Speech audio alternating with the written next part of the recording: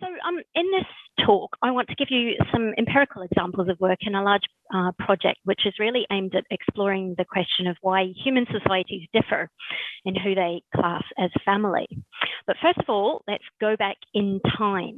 So the year is 1871, and as we know, a very important book has just been published. Not the one that you're thinking of. So Lewis Henry Morgan, after years of publishing delays, publishes his massive compendium of kinship terminologies. And in over 600 pages, his systems of consanguinity and affinity in the human family details some striking variation in the way societies around the globe refer to relatives. The text presents the ways in which kinship categories that seem natural to European speakers are shown to vary. So some languages, for example, use the word for mother to refer to mother's sisters as well, or even father's sister. And some languages have a separate word for every kind of cousin that we in English lump together, depending on the sex and connecting relatives. And frankly, this level of detail was a bit too much for Darwin, who had come across Mr. Morgan's ideas, and in The Descent of Man was a bit reluctant to engage too much with kinship terminology, calling it subject too large and complex. And I jest here, but the study of kinship terminology has been somewhat maligned due to its complexity, apparent even here. But at its heart, it's about some basic facts of life. As Robin Fox put it decades ago, it's a central focus for anthropology because it permeates all human social behaviour. The family we're born into, care, responsibilities, patterns of affiliation in our community, sex, marriage, and the inheritance of all sorts of resources. But kinship terminologies, the language we use to denote relatives, have a very curious position because they straddle language, they straddle social life and cognition, being neither firmly in one domain nor the other. And subsequently, in 20th century anthropology, we saw the ball battered back and forth about kinship terminology. Sometimes it was considered extremely tightly linked with other aspects of social life. Sometimes it was seen as a linguistic or cognitive feature that didn't have too much to do with actual kinship and might just be some sort of symbolic system. And eventually, and I think sadly, mostly abandoned, apart from some diehard specialists who have approached the topic with increasingly complex and particularized approaches. But the 21st century field of cultural evolution has provided some new methods and some new capacities for multidisciplinary approaches to understanding kinship terminology. It is a very beautiful nexus of language, culture, and cognition. So let's roll it back to basics with a few examples.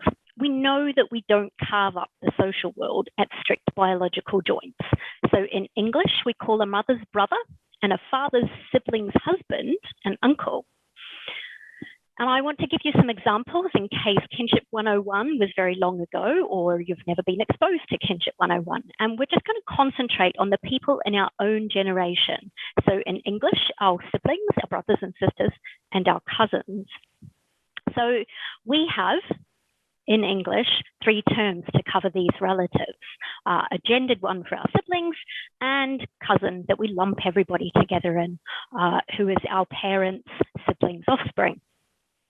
And we see this in other Indo-European, so related languages like Portuguese, for example, the same kind of pattern. And here there's a bit of obligatory grammatical gender going on for cousins.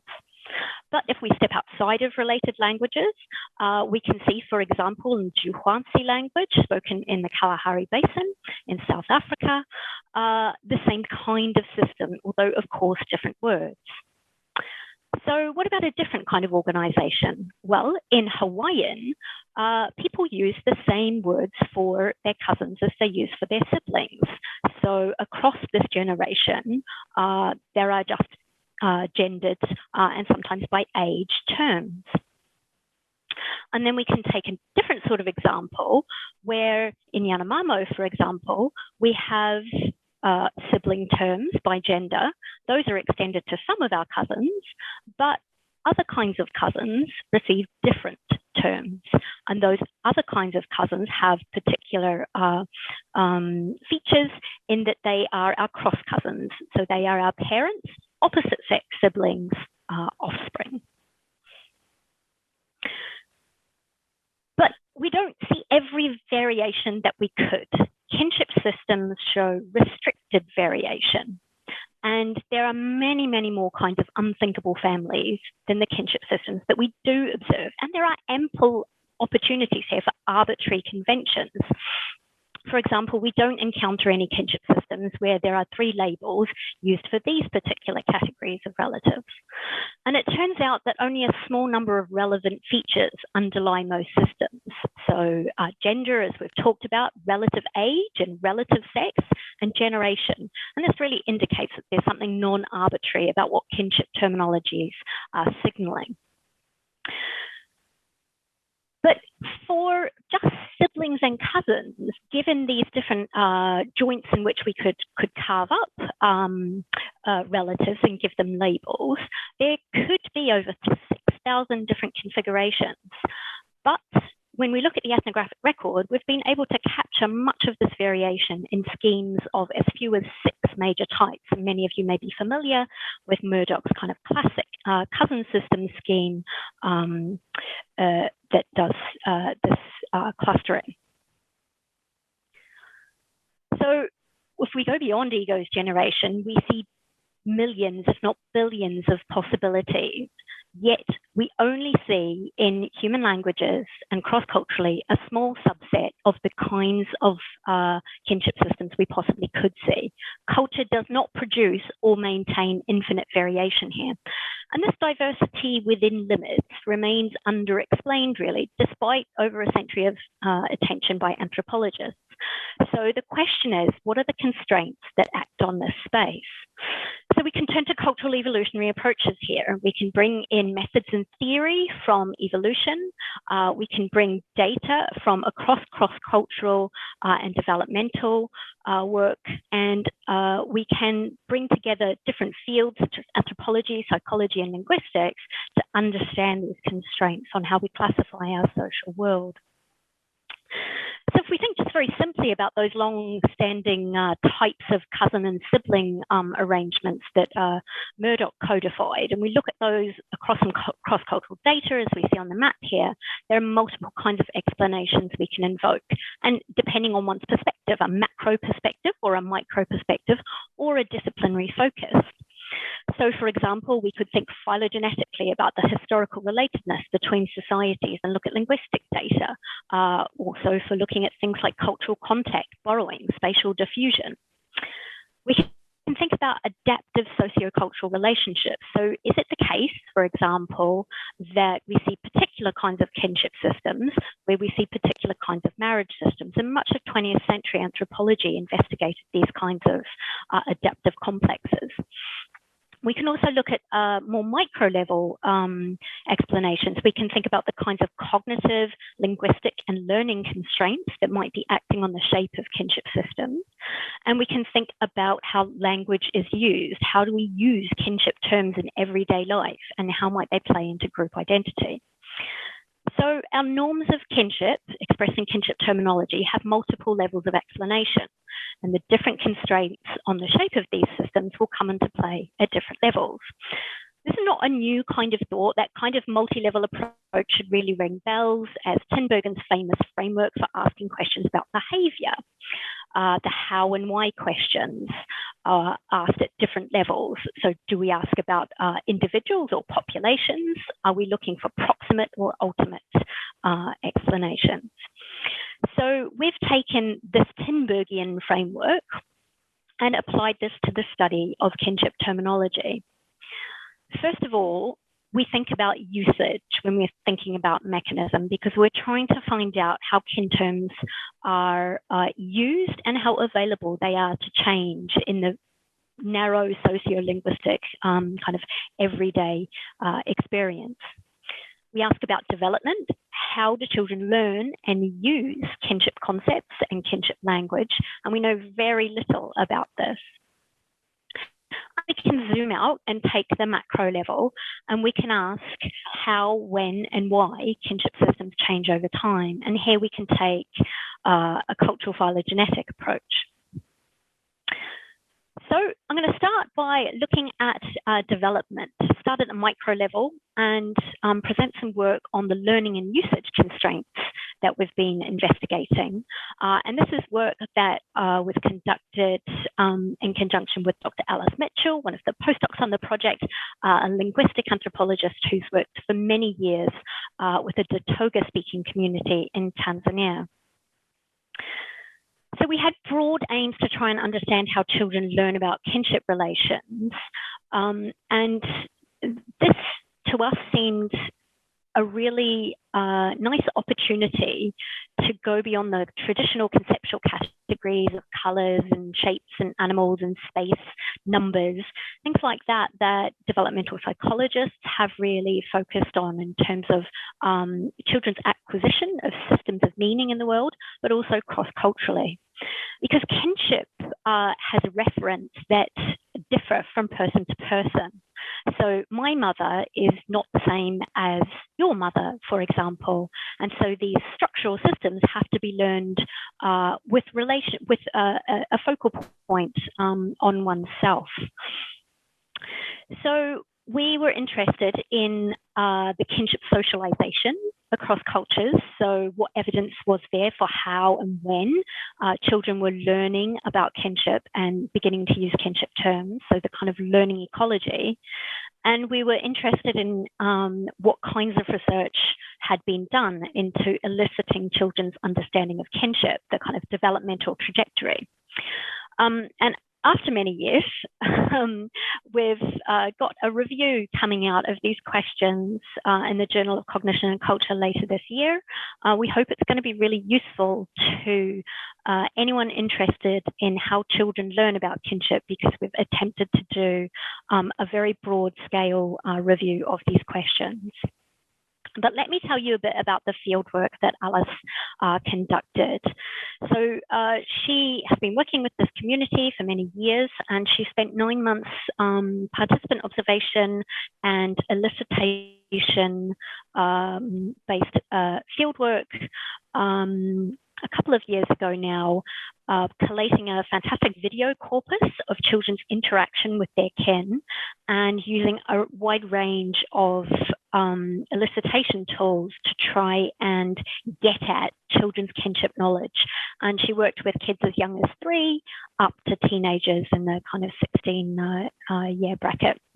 So we had a number of tasks that we designed, listing of family members, defining kinship terms, naming people from photos, drawing tasks using the dolls that you see in the picture here, and kinship interviews specifically about each focal child's kinship relations. So once the review paper is out, we've got all of these resources ready to go for other people to use on the Open Science Framework website. So do keep an eye out for that if this is something that you're interested in applying to any communities that you might be working with. So we started off with a kind of a questionnaire approach, trying to understand what Datoga children know about kinship.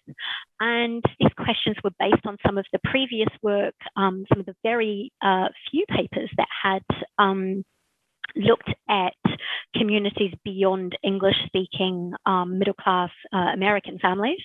And this questionnaire is really about the kinship relations that kids are able to answer questions about in this cultural context. So Alice worked very carefully to be able to make sure that this wasn't presenting tasks to kids that were just beyond the things that people care about in that community. So first of all, this is a patrilineal community, and the patriline is very salient to children. And so our first questions here are really designed to elicit knowledge of that patrilineal family history. So by asking things like, whose house is this, to which the name should be the father, and then eliciting grandfather and great-grandfather, as well as the name of the patrilineal clan, we were able to establish a kind of a baseline about those important relatives. And then we proceeded on a household basis. So who was it that lived in that house? That produced a list of names. We had photographs to accompany these, and then we asked the reciprocal question of who is this to you?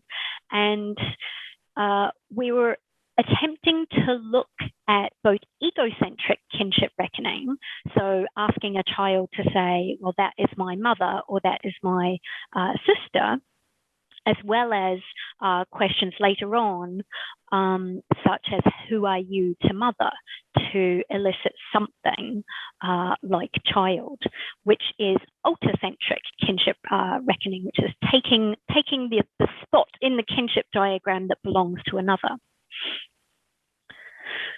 So this egocentric kinship reckoning is obviously the first kind of kinship reckoning that children will acquire before they can do the more complex algebra of working out who they might be to somebody else. So our questions about whose house is this and whose father and father's father, we're pretty certain that they were ecologically valid. And the children did have to interpret it in terms of kinship. So very young children sometimes repeated the person's name or said that it was a senior person or didn't answer. So what we were finding is that at 5 years of age, children were, 75% of them were able to give the kinship relationship of their father. About half of them were able to, we were able to elicit grandfather, great-grandfather, not so much, and clan was actually a little bit difficult for kids at 5 years of age as well. And that doesn't mean that they can't sort of name that relationship, because we have other more qualitative data that shows that they can. But what it does show is it's really only in middle childhood. So as kids get older, and I'll show you some data on this in a little while, that most children will kind of unambiguously interpret these kinds of questions in terms of kinship relationships. And then when we ask, who is this person to you, we show them some photos or we repeat their name. Again, looking at the probability of the appropriate answer at age 5, we see that these are quite tricky for these very close kinship relations. So we're hovering around kind of between 25 and 50% probability of answering this correctly at age 5. And these are the relatives that we would expect in this community that kids are coming into contact with the most. And we could make some argument from this data that maybe female labeling appears to be slightly easier than male, but I wouldn't nail my color to that mast quite yet. So we've been lucky during this project in that work by Joe Blythe, based at Macquarie University, has neatly paralleled what we've been doing in Tanzania. He's been working with a Wodje community who speak the language Murrumbata in the Northern Territories of Australia. And instead of having fierce competition on this, Alice and another postdoc in my project combined forces with Joe, who was a little bit further along, to work together on some of the data that he had been doing independently with a really similar kind of toolkit approach. And we've got some further work together in the pipeline. So again, children were asked different kinds of questions. So there were their comprehension was tested with pictures. Is this your, and then a kinship term was used. So these were simple yes/no questions. Then we had a production question. So what do you call this person?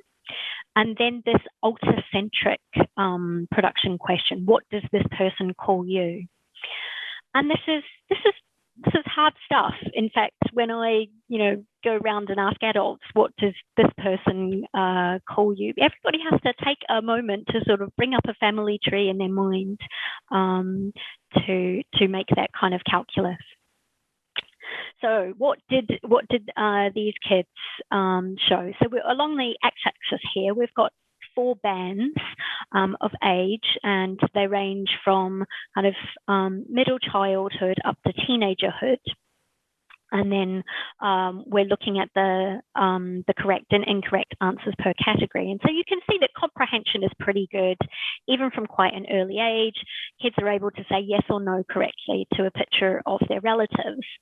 Production and especially altocentric production is a different story. So not only do the numbers of responses drop, but the number of correct responses are very, very low, especially for this altocentric production. So kids just, it takes a while for this stuff to sink in, basically. So let's go back to Datoga and think about how often kids are actually using kinship terms, because maybe we're being really unfair here and people are just not using kinship terms that much. And Datoga presented us a really interesting case because children don't typically use kinship terms to refer to or address family members. They'll use names instead. This is a society where it's perfectly okay for children to use the names of adults.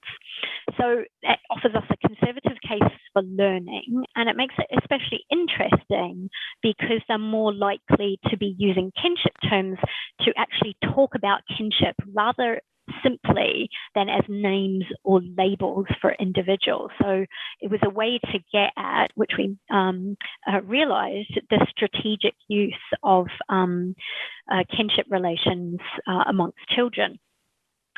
So how often do they use kinship terms? So here's a few of our focal children across a range of ages in the transcribed, just spontaneous interactions.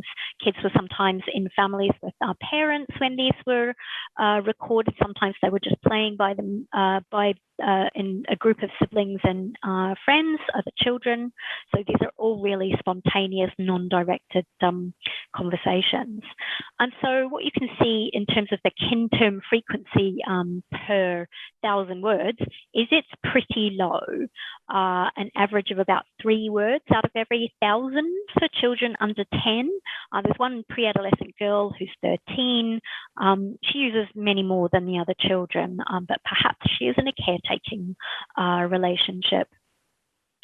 But this variation between kids, and some use them much more frequently than others, even at these small levels.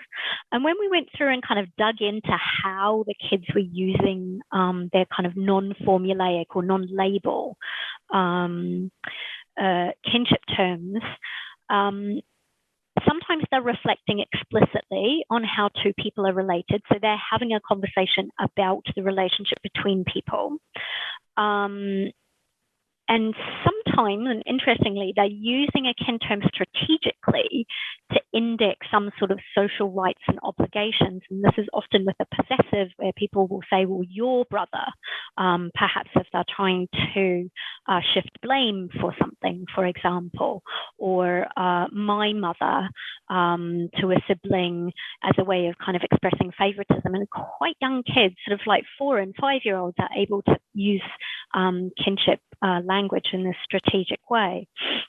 So kinship's hard on the one hand, but kids are using it strategically on the other.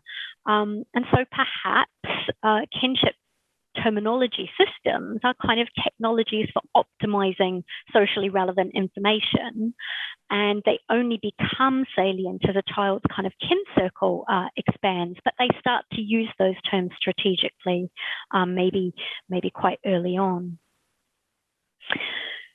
So another thing that we looked at was whether adults were instructing children in kinship. And we found in Datoga, in Alice's observations, that there were very few overt teaching moments. We've got some work in progress examining a few of these.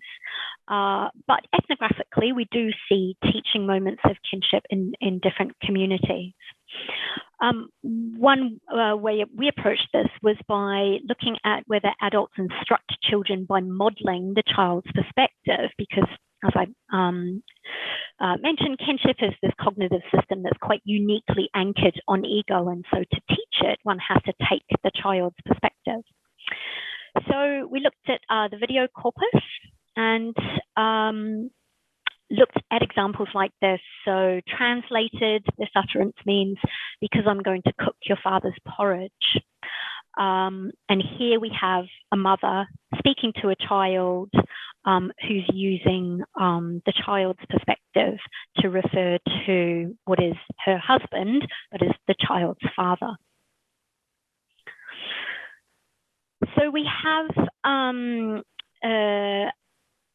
instances of child-directed utterances or person-referring expressions where there's reference to a third person. So when someone is talking to a child and they're talking about a third person. So we looked at all the instances we could find of this situation. And of them, names are the most common because that's the norm in this community. 34% are kinship terms, and then of those, 70%, vast majority, take the child's perspective. And it's more common for senior relatives to be, for this, the referent as a senior relative, for this to be done. And we think that adults are really modeling both the linguistic, accurate term, but also how to refer to people, the emphasizing the kind of kinship relationship that should be taken by that child in that utterance.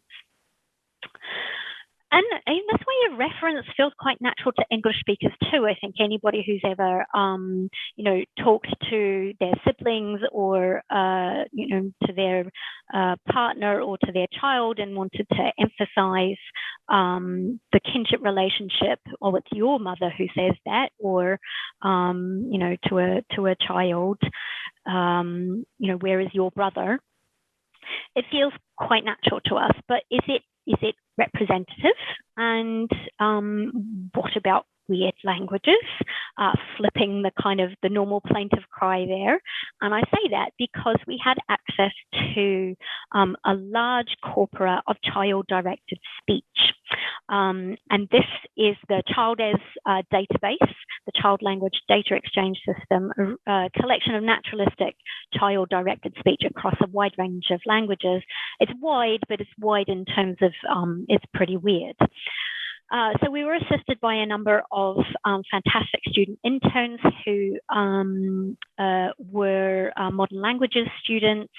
And just like in Datoga, we identified in all of these naturalistic conversations the person referring expressions and asked when people talk to other people, talk about other people to children, how often are they using kinship terms? So we looked at 6 languages aside from Datoga, and we categorized the person referring expressions as kinship terms, as names, pronouns, or noun phrases. And then there are a small amount of other things. And in these conversations, the children are in early to middle childhood. So it's an age range between kind of 1 to 6, whereas Datoga is up to about 10 years. And all of the languages had at least 5 to 6 hours of naturalistic conversation.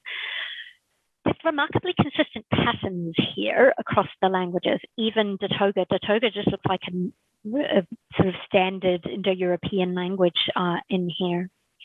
And on average, there's something like 25% of the instances in which kin terms are being used. So it's not the case that kids in Indo-European languages are surrounded by kinship terms constantly, but neither is there a paucity of this in their environments. They are hearing them. But were people in these languages taking the child's perspective as well? So is the speech anchored to the child? Yes, it really is. So the blue bars here show you when that child anchoring strategy is being used. And it really looks like this is a way to model this quite complex, egocentric semantic system for children. And in other work that we've been doing, we've been looking at the kinds of kin that are being talked about here. So who are these relatives that people are referring to? As you might expect, they tend to be genealogically close languages. And that segues nicely because we can then kind of scale this up to a more macro level and look at the use of kinship terms in language and speech, not just to children, and across a wider range of languages. So just to summarize what I've presented in the development sub-project, we're really getting a picture that adults are taking the perspective of children when they're using kinship terms. There's some understanding that's emerging in middle childhood and that kinship is pretty difficult, but kids are able to use kin terms strategically at some younger ages. So we've still got a lot more work to do here. And basically more people need to do this kind of work in different communities. So in our work on kinship term usage, we really drew heavily on corpus studies to understand how often are people talking about relatives. And this is work that was led by Peter Rouse, cognitive linguist. And here we focused on frequency of use of different kinds of kinship terms. So we were here testing the mechanism underlying kind of broad scale change, if you like, that has been noted in other studies. So for example, Pagel and colleagues a number of years ago now looked at the frequency of word use in large corpora to see if this predicted the rates of language change over time. So the idea here is that frequently used words will evolve at slower rates. They'll have stronger selection pressures for communicative stability, and that less frequently used words will be able to change faster because they won't have this pressure on them. And they showed, for basic vocabulary at least, that this seemed to hold across 4 corpora of Indo-European languages. So Peter put together a large corpus. He brought together some formal written national corpora that already existed, as well as corpora of transcribed speech, so things like phone calls, for example, as well as and conversations. And then he put together a more eclectic and perhaps 21st century corpora of kin term use on the internet. So you can see some examples in different Indo-European languages there. And we were really interested in whether this single class of words that is tightly linked and it forms a particular kind of semantic domain would follow a similar trajectory to the basic vocabulary.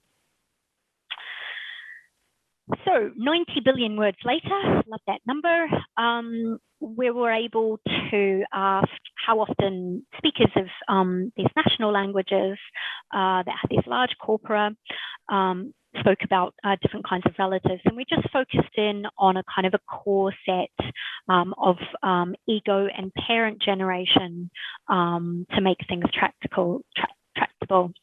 So we had 18 different kin types, and we were able to show that across these languages, the patterns were highly correlated. And the pattern is, as you might expect, usage is really related to genealogical distance, but we didn't see massive differences between languages.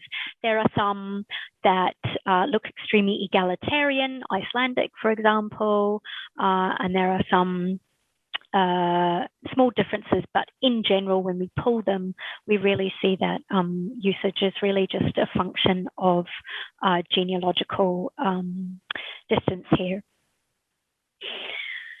Then we wanted to test this association between frequency of use and how quickly language was changing over kind of cultural evolutionary time. So here we drew on a parallel running project in the group that was led by Sam Passmore and Catherine Sherd, which was called Kenbank. And this is really our natural history part of the project, where we have been attempting to systematize the collection of kinship terminologies across as many languages as we possibly can. And we've brought them together in a database that will be open access, hopefully extensible, and hopefully released in the next couple of months. We didn't do this by ourselves. We had collaboration with, again, another concurrent project, Parabank, running out of ANU, and loads of fantastic research assistants and other contributors who have helped bring this data together.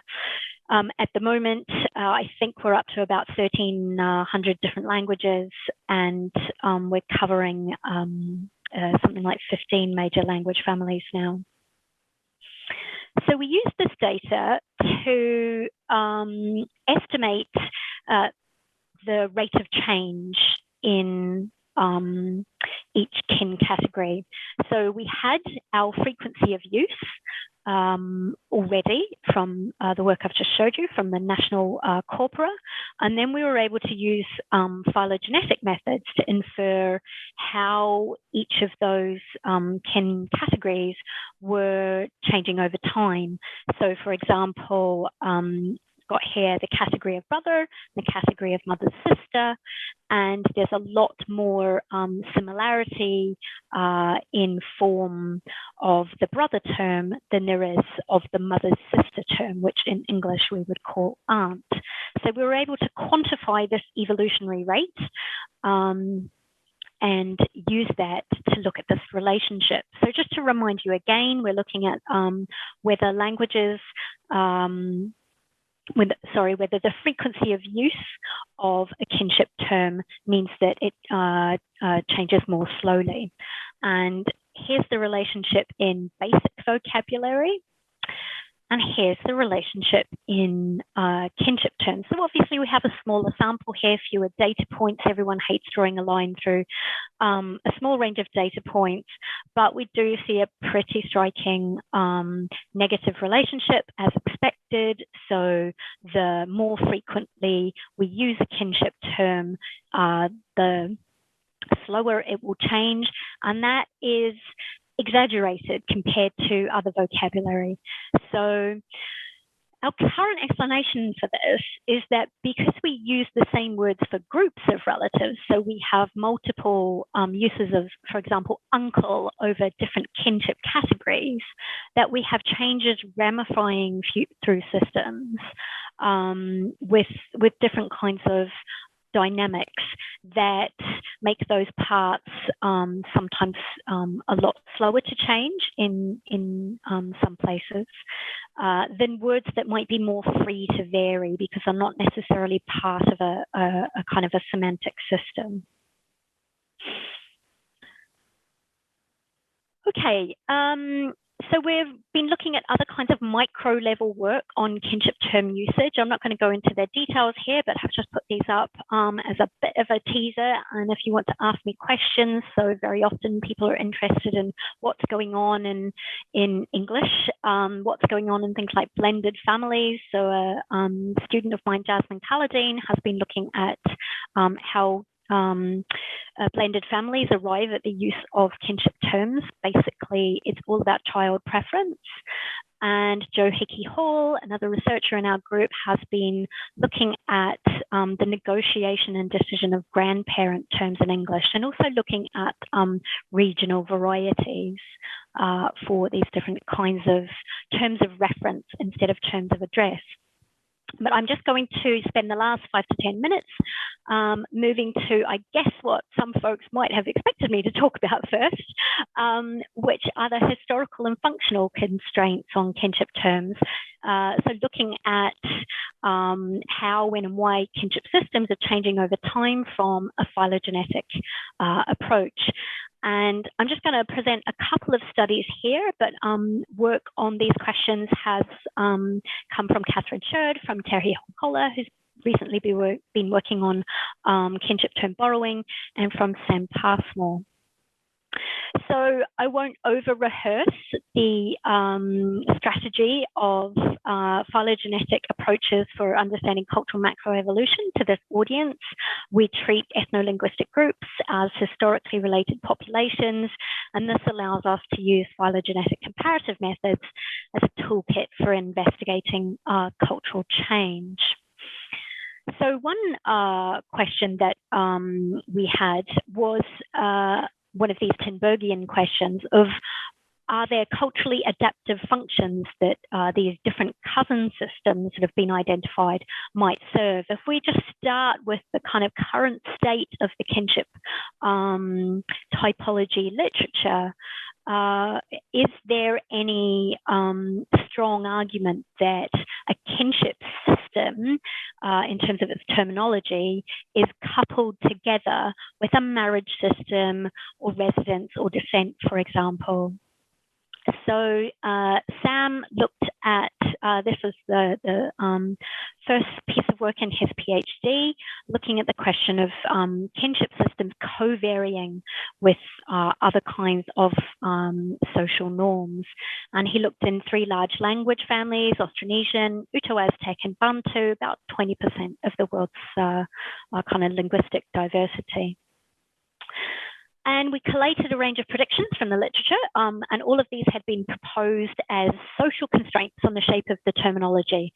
So relatives who were classified under the same kinship term or marked out as separate were salient because of some link to residence or marriage or other kind of norm. And just to give you a single example here of the approach that we took. So here you're going to see the same phylogeny of the Austronesian language family. It's just going to be flipped on one side so we can visualize 2 variables here.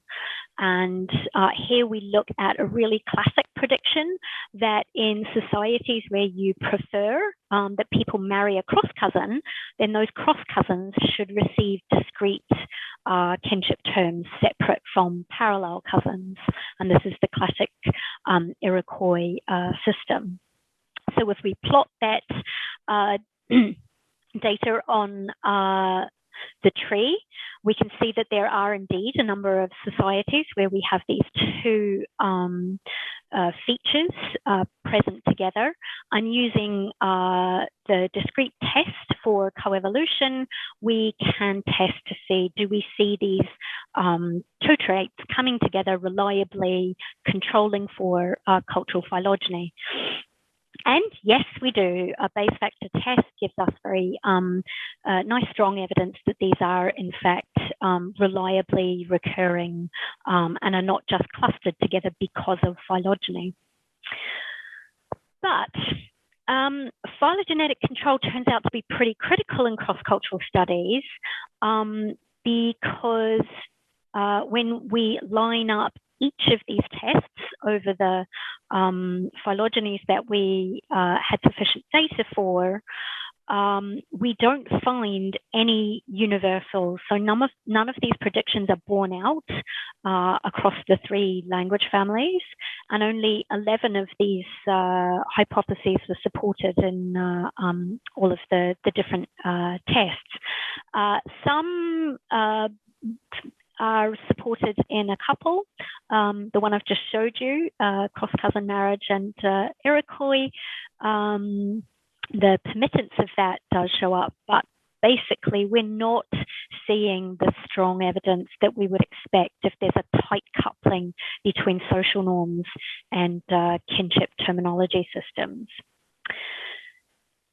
And given that we find very little support across language families for this host of supposed correlations, which frankly most of 20th century kinship studies were really built on, it begs the question of the robustness of the systems themselves. So in all fairness, that Murdoch typology, the six systems, has been critiqued for not capturing significant axes of variation. So maybe the measure is wrong, and the theory behind them might actually be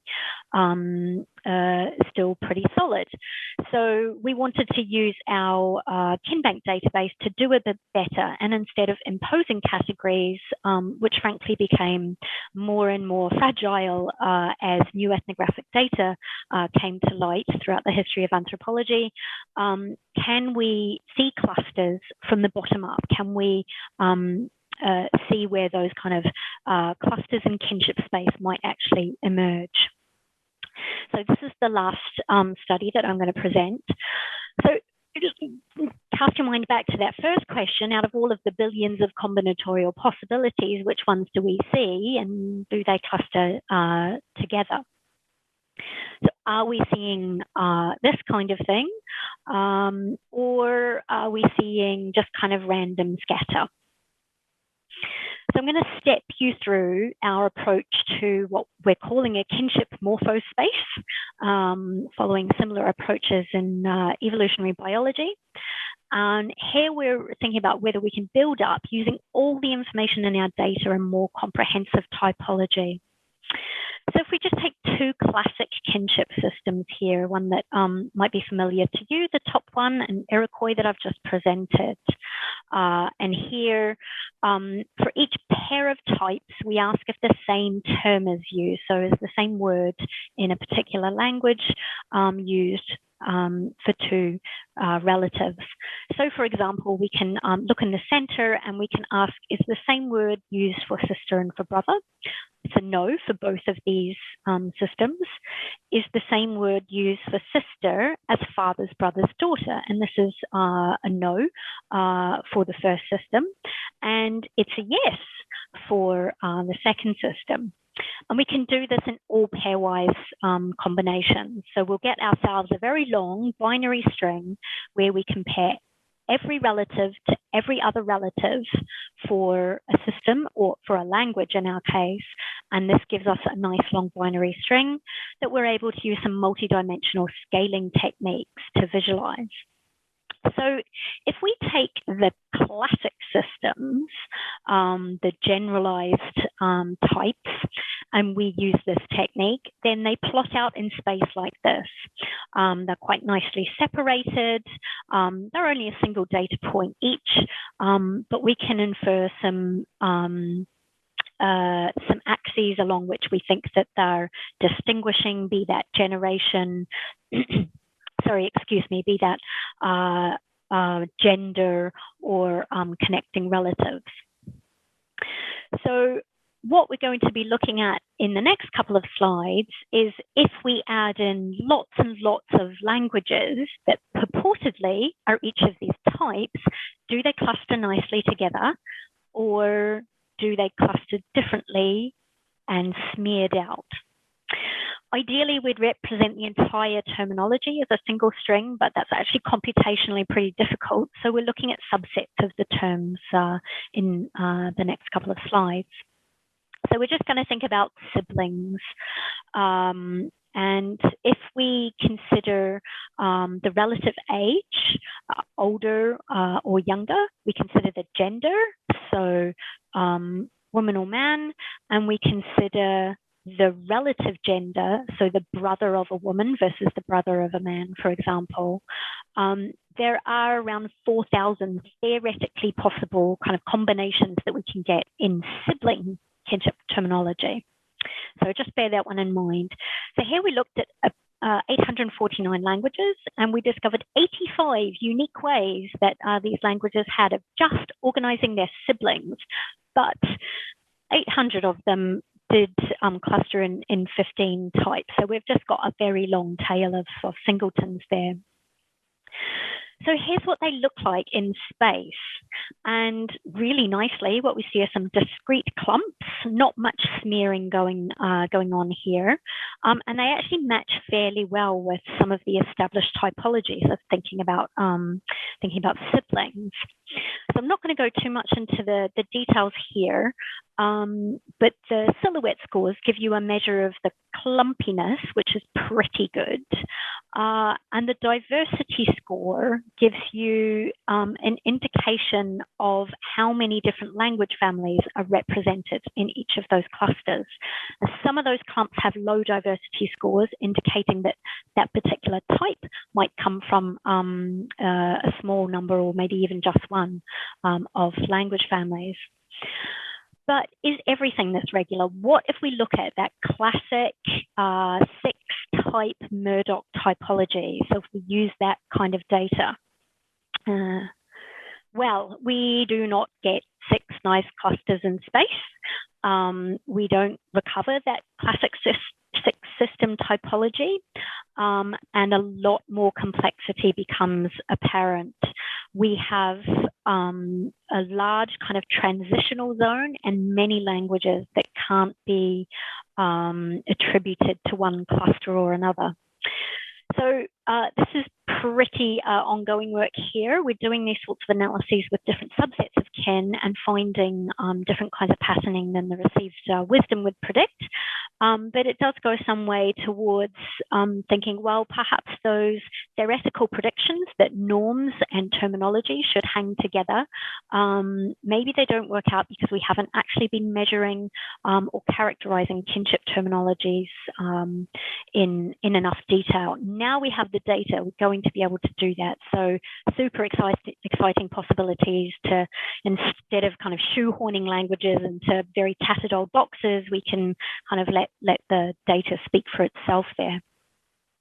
So just return to that central question, which is, you know, given the vast design space or the range of possibilities, why do we observe what we see and not the full range? What kinds of constraints are acting on kinship terminology? And if we take kinship terminology as a nice domain in which to look at cultural change, is it going to help us illuminate any general tendencies there? I dissed Darwin at the beginning for saying this is too complex for, you know, the descent of man, but I'm not going to say I have all the answers at all. I think what we do have is a nice framework for interrogating this kind of diversity, bringing together this data, especially from development with the kinds of usage of kinship terms, is proving to be really productive, and it's shown us that there's a massive gap in terms of kinship as conceptual systems that other disciplines really don't know about too. So psychologists, cognitive scientists, even linguists, the kind of acquisition of kinship and kinship knowledge is still really new for them. So the work of the next year is to synthesize these findings and identify the gaps for further work. And it just remains for me to thank my fantastic team of co-researchers, many, many names here, the funders of this project. And I'm really happy to take questions. Thank you. Well, thank you very much, Fiona, for the great talk. Thank you. And we do have some questions here. The first one is, I speak very fluently 3 languages, but only one, Montenegrin, which is Serbian, which is similar to Serbian and Croatian, has a several-fold increase in the number of terms used to describe kin relationships.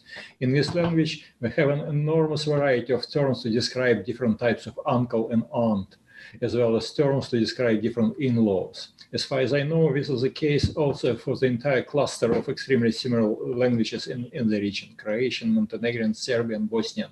But definitely not. But definitely the highest number of terms is commonly used in Montenegrin. Is there in your research any recognized relationships between the number of different linguistic categories and some biological or cultural elements? Why certain cultures seem to be so obsessed with nuanced distinction in the realm of kin relationship? Great, nice question. One that I'm still not able to give you a definitive answer on. Part of it is the difference between terms of reference in terms of address. So in terms of making those distinctions between different kinds of categories of relatives, if we take grandmother, for example, we have lots of different ways that we can refer to, we can address grandma, granny, nana, all sorts of different variations there, while it is a kind of a single category. And it may be that these different terms of address might then provide a linguistic resource for people to use for different kinds of categories of relatives. But why some societies make more distinctions in kinship relationships than others. So that was what we were really trying to get at with the co-evolutionary work, because that's where most of those hypotheses have concentrated in the past, is that there's potentially some functional or necessary relationship between a certain kind of marriage system, for example, that you're going to be preferred to marry a particular kind of cousin, and then that distinction in the kinship terms themselves. But none of these relationships seem to be holding up when we've looked at them in these broad cross-linguistic analyses so far. So I wouldn't like to speculate at more regional levels why we have more kind of kin category distinctions.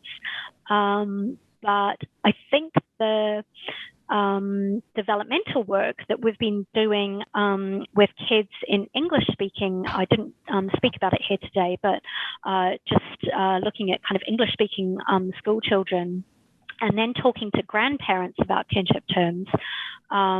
If we take English as an example, we have places where we have some variety, but we don't have a sort of an expanded history or knowledge of the fact that,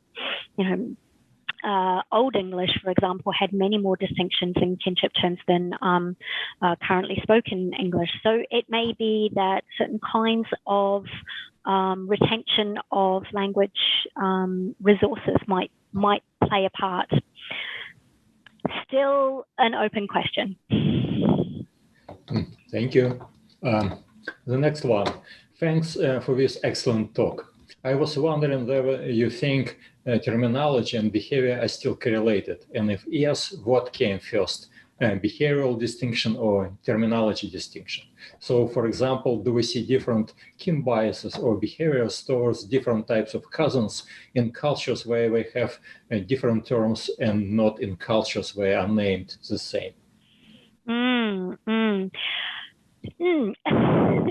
So I did expect to find more correlations than we did. I was pretty surprised when we looked through those three big language families and we didn't see those correlations, just because I could go into a rant about not controlling for language phylogeny in the kind of mid-century cross-cultural work that established a lot of these relationships. But actually, it wasn't just poor statistics.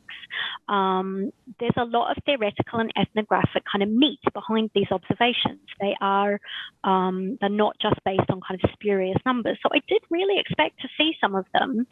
And I think I still do. I do think that we just need better characterizations of the part of the terminology that's actually signaling something to us. And then the second part of your question was about what do I think is driving what? So is it that there's a linguistic and symbolic system that's driving kind of patterns of social organization or the other way around. And I think that our social norms are going to put stronger pressure on our linguistic kind of categories than the other way around.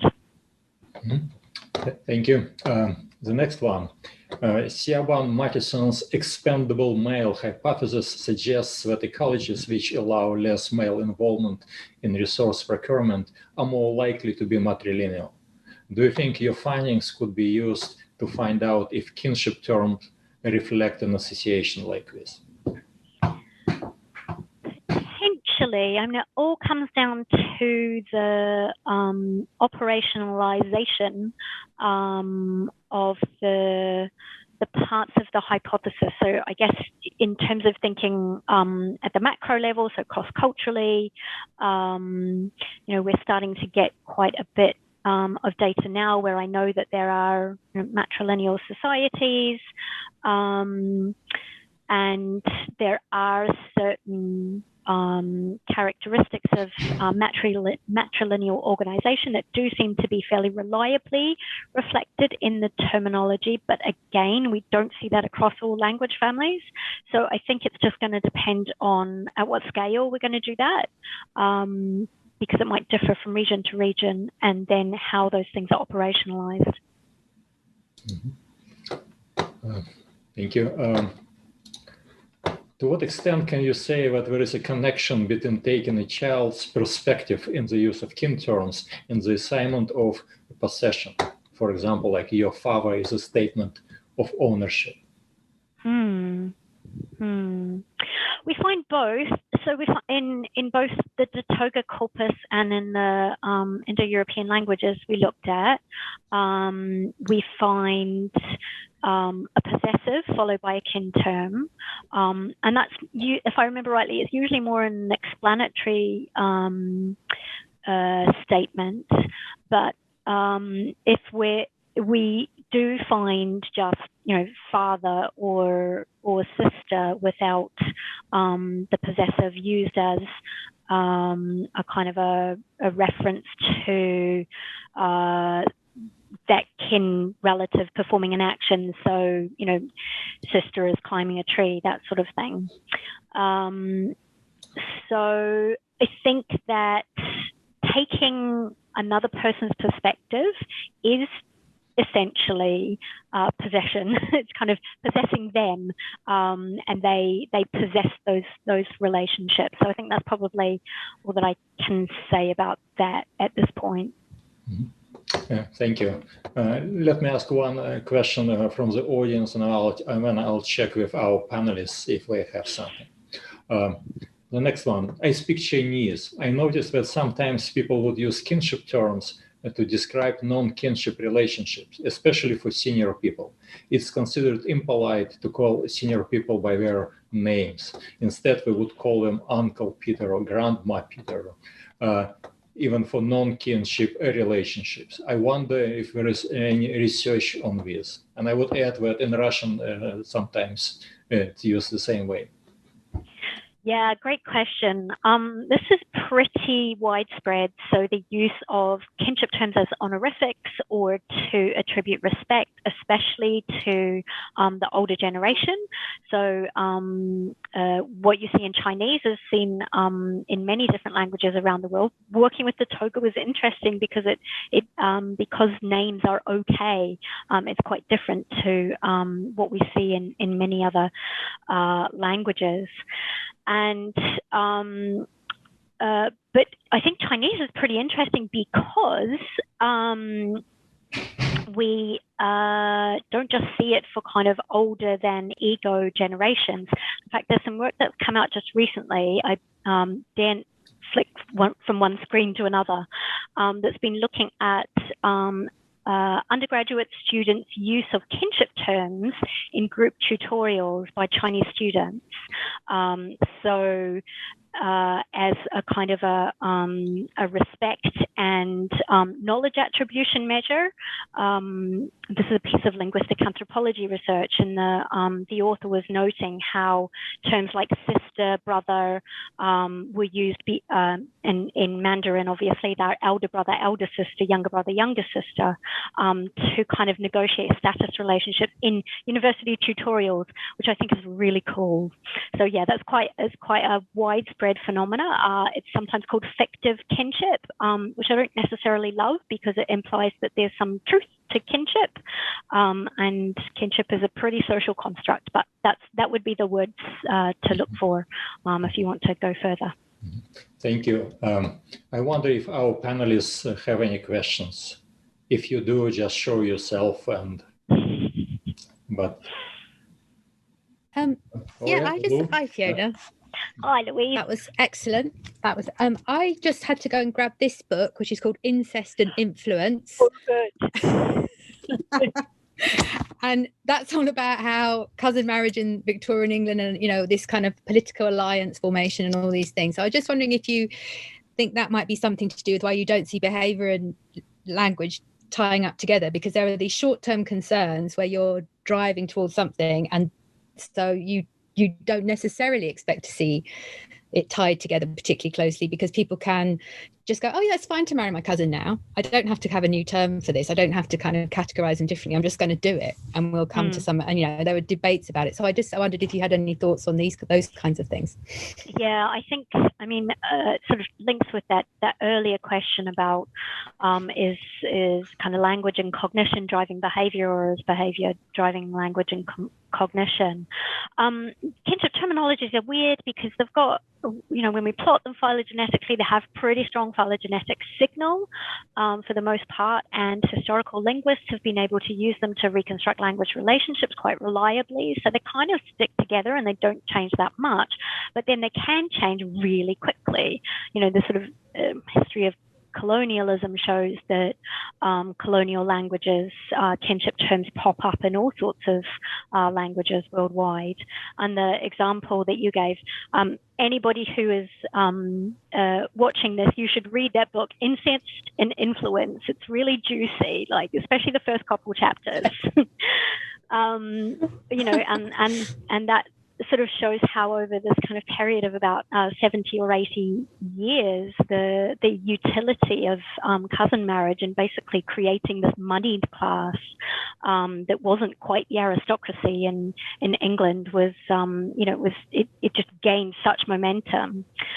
So I do think that the social pressures can be really strong, but sociolinguistically, how that actually works out in terms of change in a kinship term versus change in the structure, that is still something we haven't yet cracked.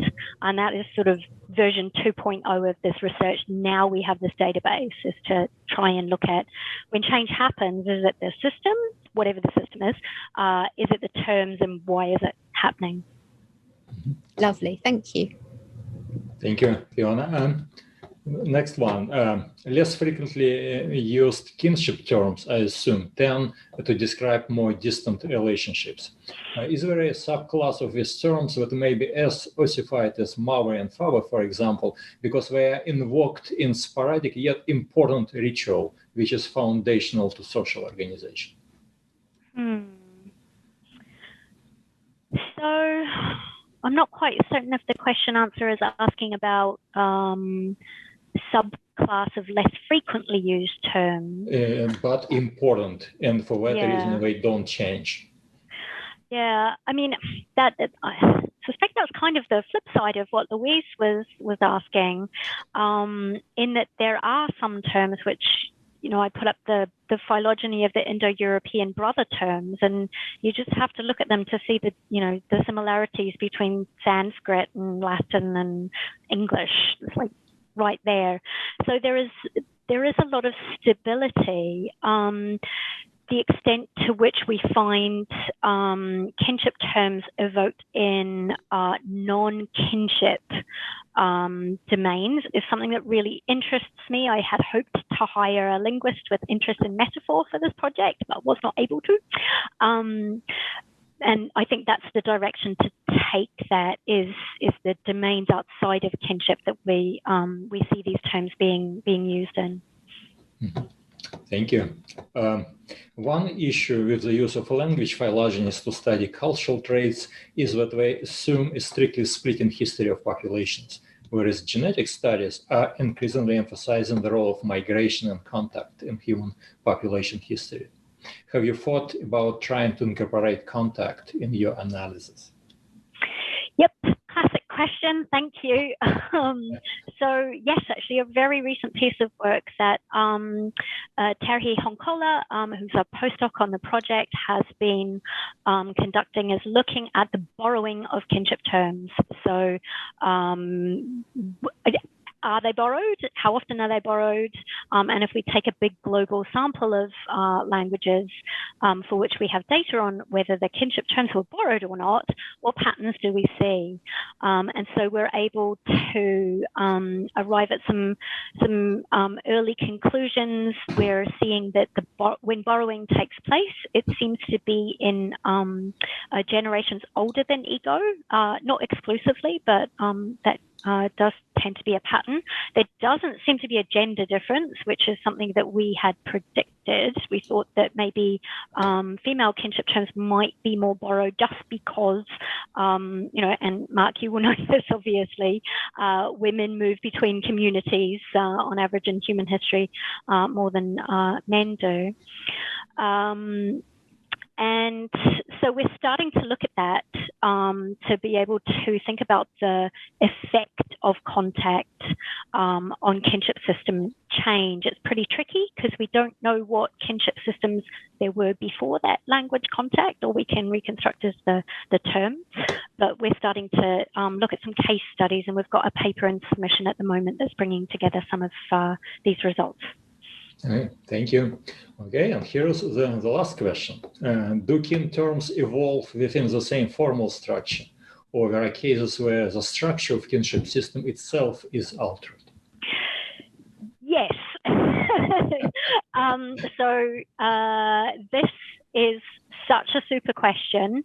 Now we have our kind of database populated. This is what we want to be able to look at because this is a long-standing question of whether change in words themselves might occur and it just happens within the same kind of kinship system, or we get some sort of change in the system. So for example, we might go from having a Hawaiian style system where we call all our cousins by the same words as for siblings, and then we might start to make a distinction and call cross cousins something different. Now, is it the case there that we're getting new words already in use and we just start using them for those relatives, or is it the case that the system itself changes and that provokes language innovation?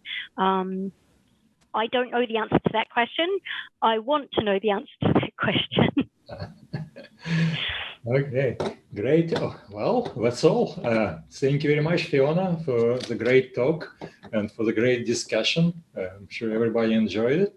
And great. Thank you for great questions. And thank you to everybody for your participation. And we hope to see you here next week when Tom Curry from the University of Exeter, or is it Tom? No, it's Manvir Singh we'll be talking about. And then next week from Toulouse, from Institute for Advanced Studies in Toulouse. Thank you and have a good day.